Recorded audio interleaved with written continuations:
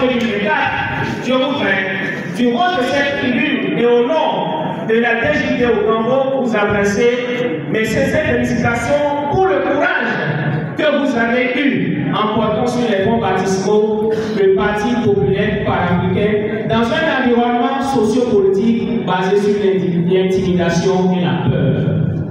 Le droit et non droit, et droit de la violence et d'autres quand même. Les Canadiens, en haut, il y a l'autre. Les naturels.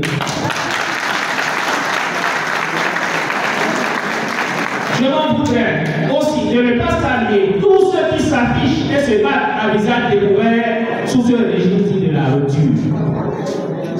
Chers congressistes, camarades jeunes, l'heure a sonné au Gango.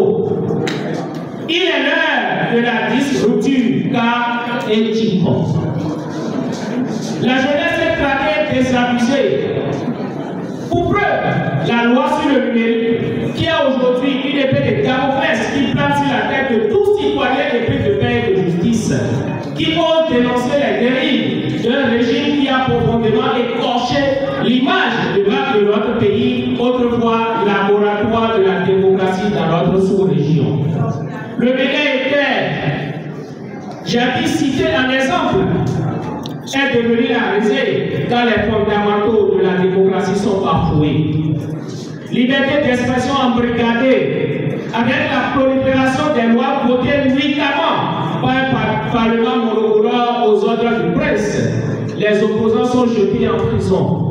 Nous citerons comme exemple le cas du professeur Joël Alivon, de l'Amazon de Rivière-Madougou et plusieurs jeunes en attente de jugement. Mesdames et messieurs, et Chico.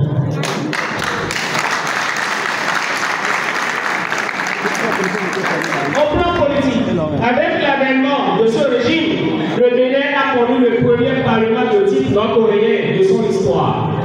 Et comme si cela ne suffisait pas, ils vont voter nuitamment comme en réalité un code électoral exclusif pour les élections générales de 2026 parce que s'entend venir l'ascension du peuple.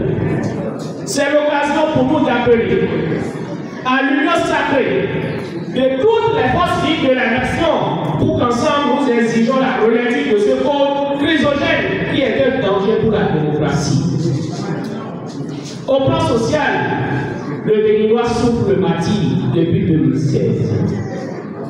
Avec la cherté de la vie ambiante, avoir 3 repas par jour est devenu un privilège de nos jours. Nous disons non à un développement qui accroît le peuple. Ni balan pour carito blood de sang. Ni balan pour nous, toi, il s'est dit. Quoi, mais aussi, nous devons éviter que nous c'est au vu de toutes ces situations que la jeunesse réunie au sein de la dynamique des jeunes démocrates au Congo a décidé de rester aux côtés du parti du peuple, le parti des démocrates, pour mener le combat pour la restauration de notre démocratie. Redonner de l'espoir au peuple et surtout à sa jeunesse qui a perdu tout espoir, prenant désormais la voie de l'immigration clandestine en allant mourir au large des côtes européennes. Paix à l'âme de ceux qui sont morts dans ce travail. Triste, n'est-ce pas? Ce régime ne pouvant pas offrir un emploi décent, ses concitoyens, ses réfugiés derrière une loi sur l'embauche qui favorise les jobs sur les chantiers de construction au départ d'un emploi digne du nom, les CDD. Chers camarades, la charte béninoise est plus que jamais trouée. Avec la gouvernance de ce régime au plan socio-économique et politique depuis 2016.